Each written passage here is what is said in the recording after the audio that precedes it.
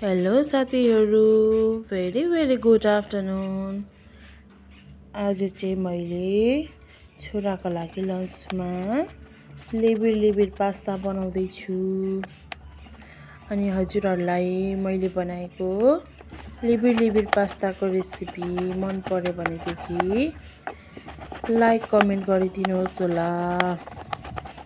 अनि हजुरहरूले पनि यसरी घरमा लिबिर पास्ता बनाएर खानुभयो भनेदेखिलाई मिठो अनि हेल्दी हुन्छ र नानीहरूलाई पनि यसरी बनाएर खुवाउनु भयो भनेदेखिलाई मिठो मानेर खानेछ।